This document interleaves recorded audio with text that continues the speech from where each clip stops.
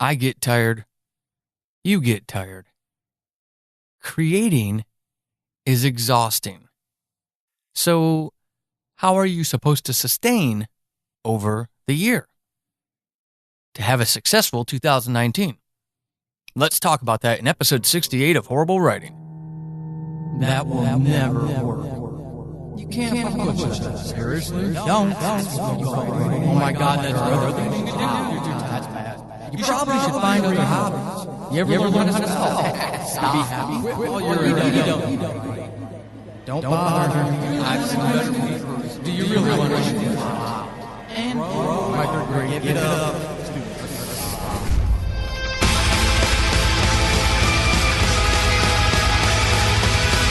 Welcome to Horrible Writing, the rawest, most candid, in-your-face writing show on the interwebs because none of us have time to suck. Let's do this.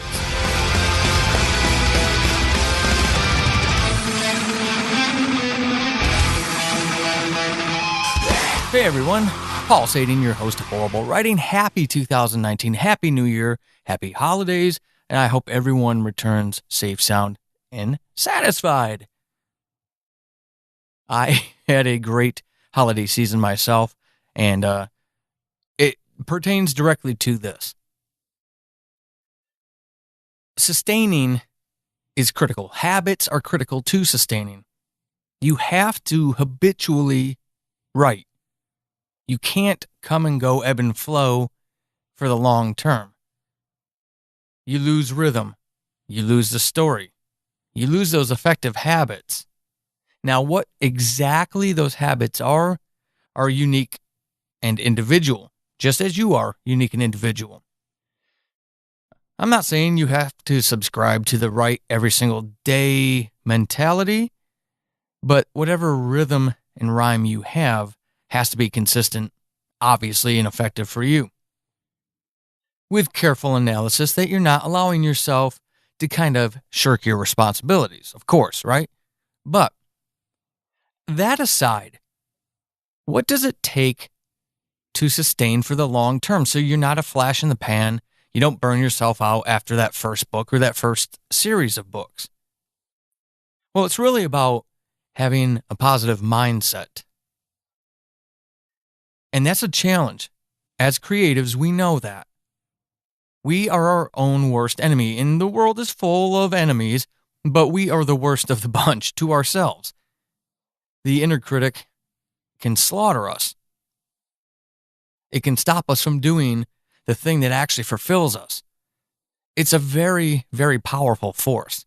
So it's one of those things that's important to address for yourself as a creative. Over the holidays, those of you who ritually listen to the show will know that on Thanksgiving weekend, I ruptured my Achilles.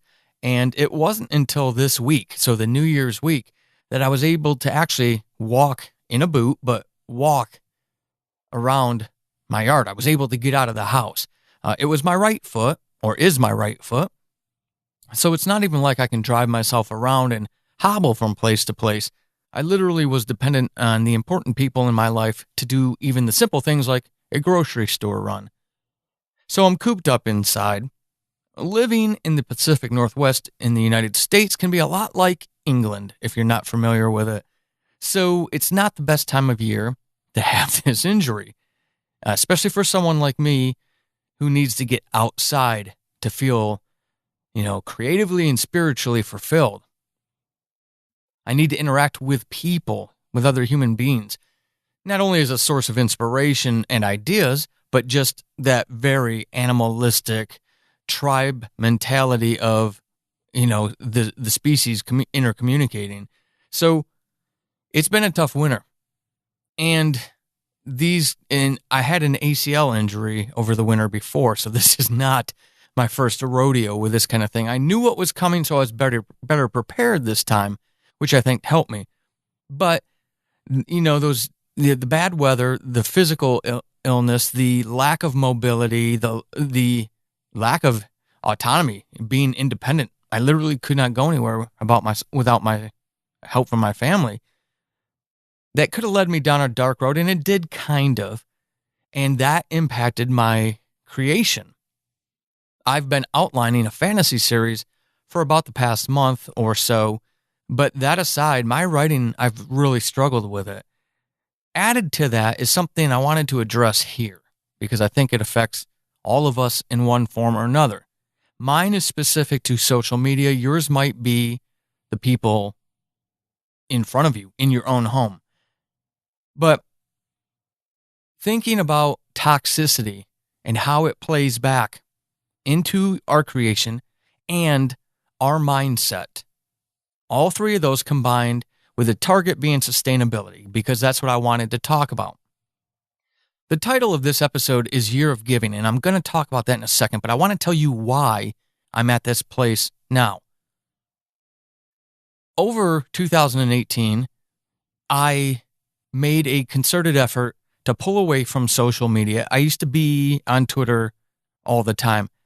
I enjoy being on Twitter for those healthy relationships that I've cultivated and built from fans of any of my audio dramas or this show or my books who have reached out to me there. But I found it not a very validating place. Most of, our lives are driven by algorithms. So if the creator of Black Mirror is listening to this and you do write a script for it, I want due credit, please, and a chance to write a script for you. But that aside, algorithms drive our social media. What you see on Twitter or Facebook is different than what I'm going to see on Twitter and Facebook. And our perception, our reality is manufactured in that set of zeros and ones that is driven by these algorithms from whichever company. It doesn't matter, right? Whichever platform.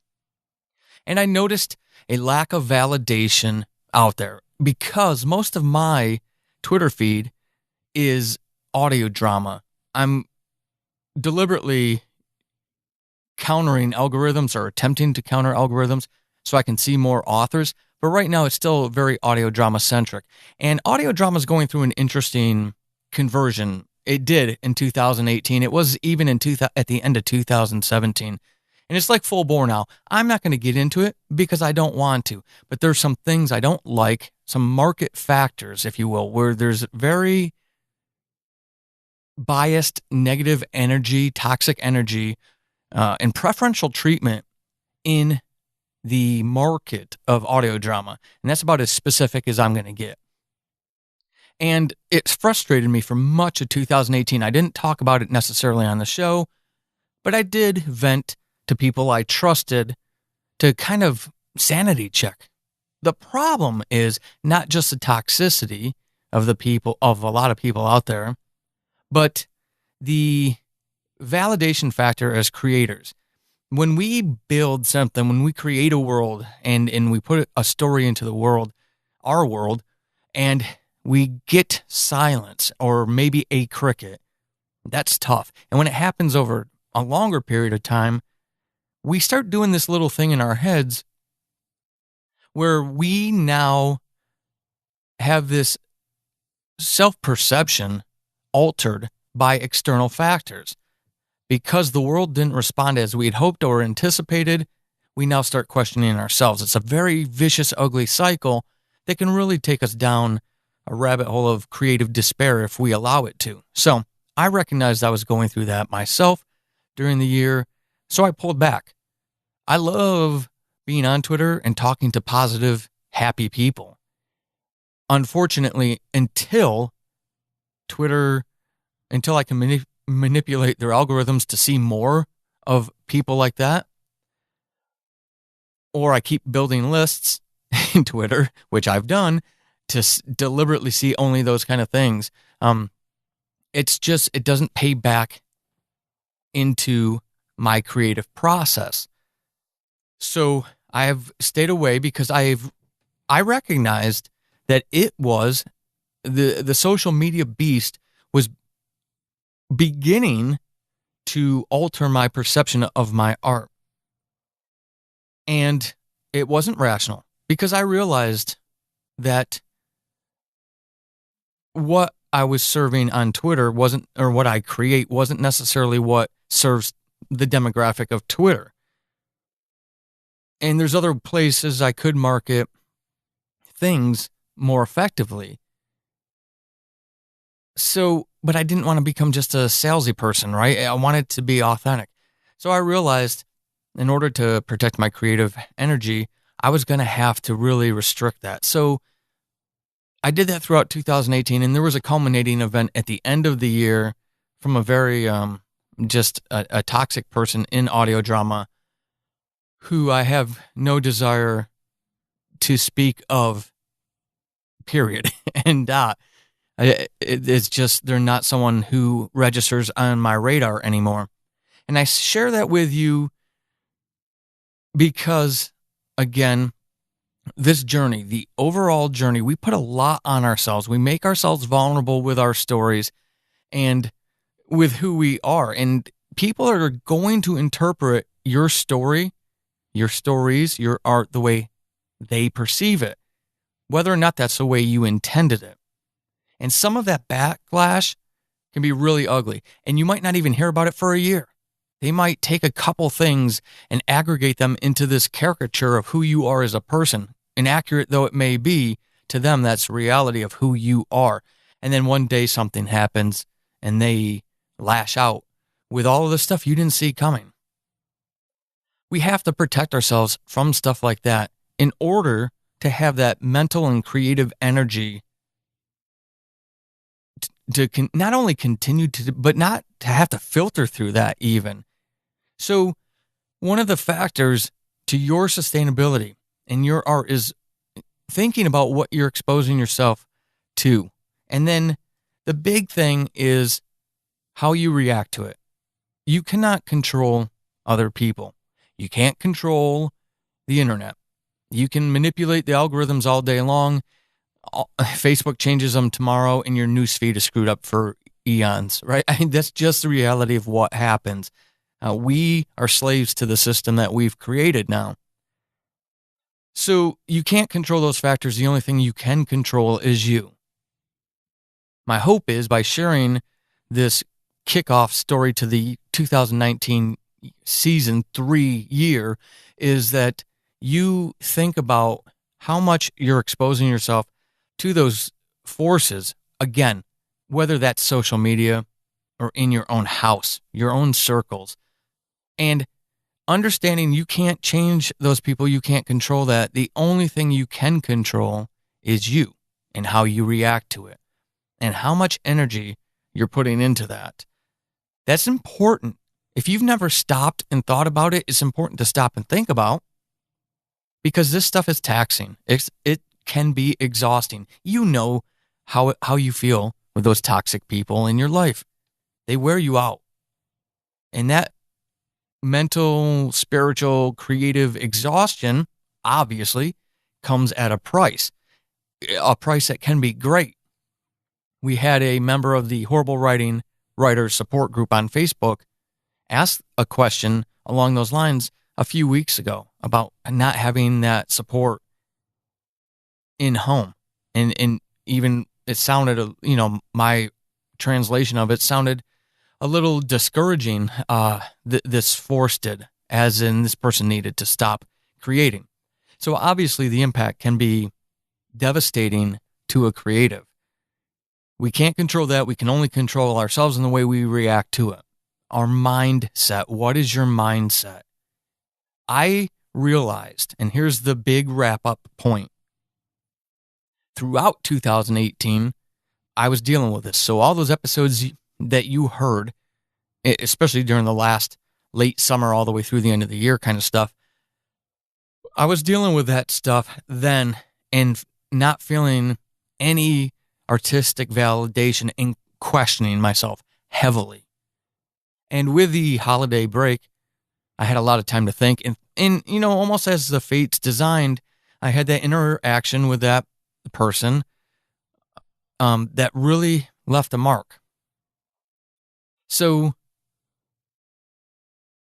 I made a decision. And it has to come through in behaviors, right? It doesn't matter what we really say. It's what we do. That's where the rubber meets the road. That's where we can find success. And in in terms of this episode's topic, success would be sustainability. Whatever you define as sustainability. Who knows? Maybe you're in your 20s and you plan on writing for the next half century.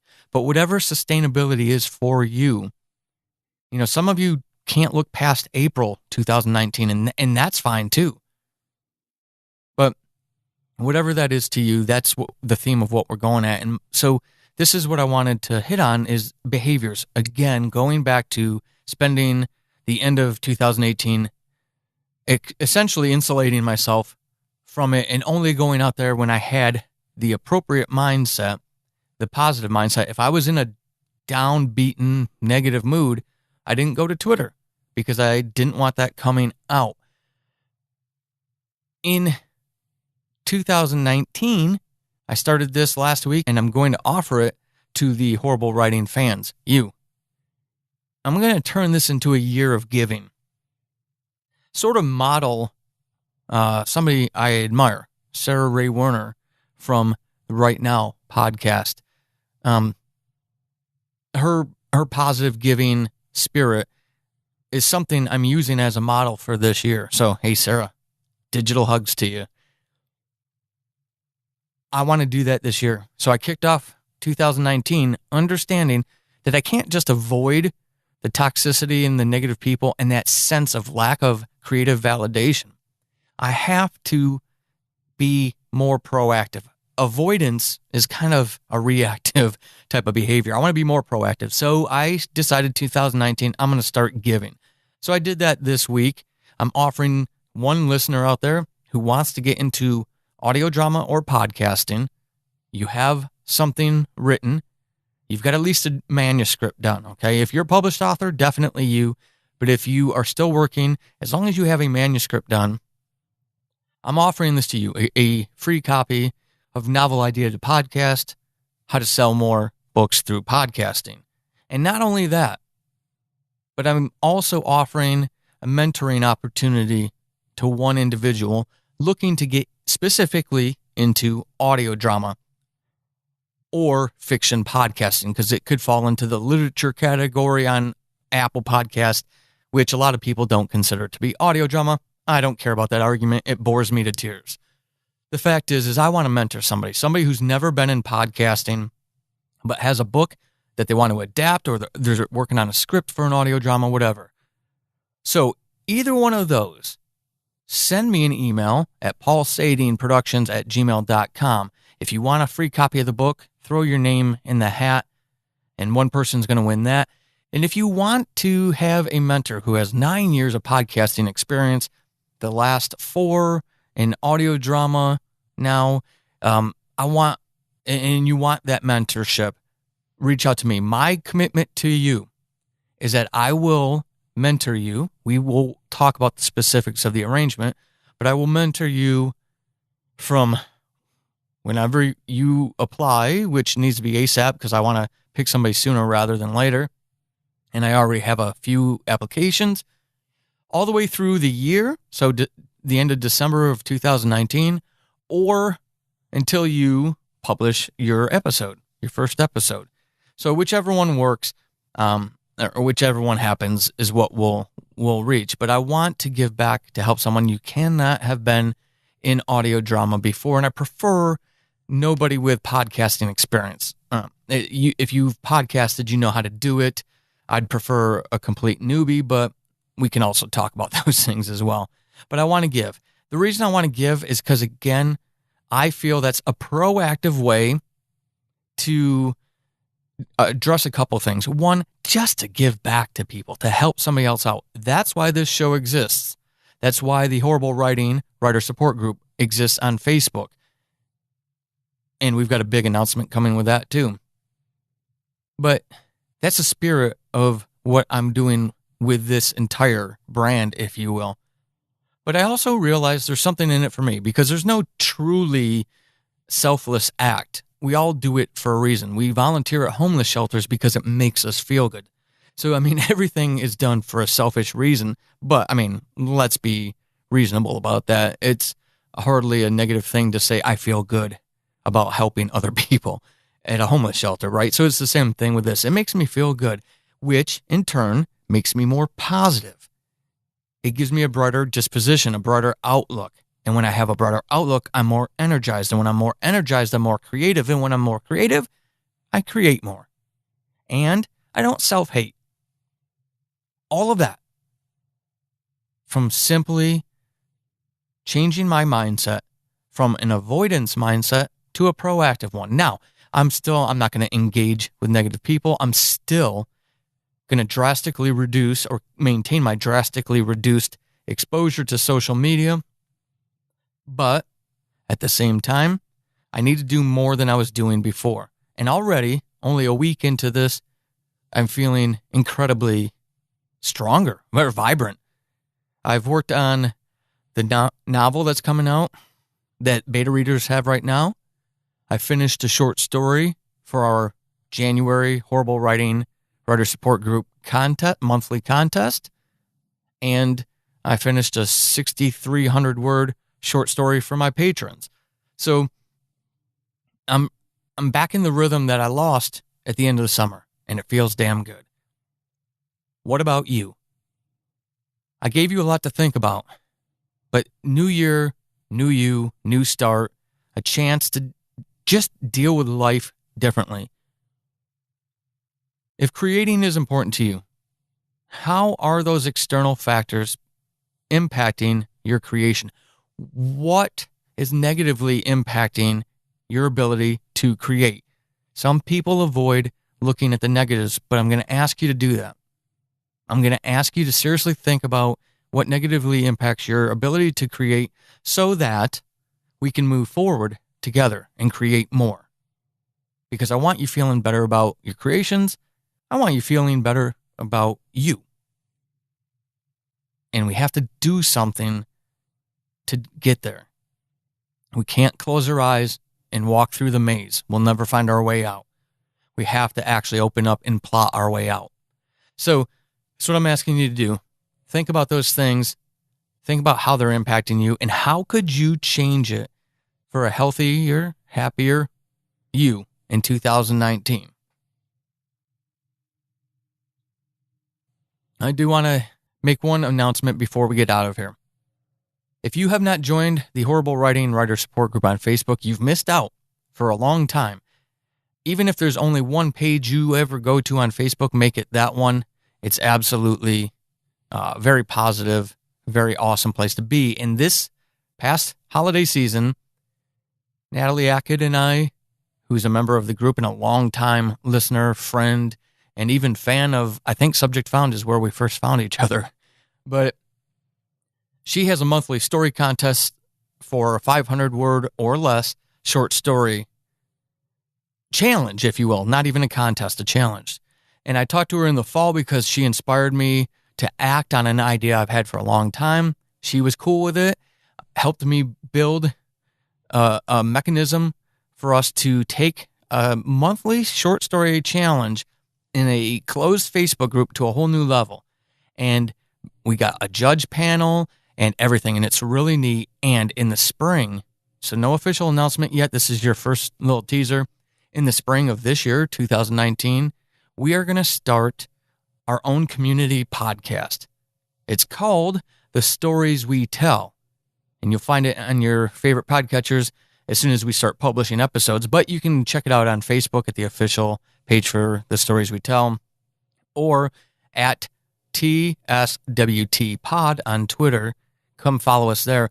But it's a podcast where we're going to take the stories written by our own community of writers, and we're going to publish them in podcast form on a monthly basis.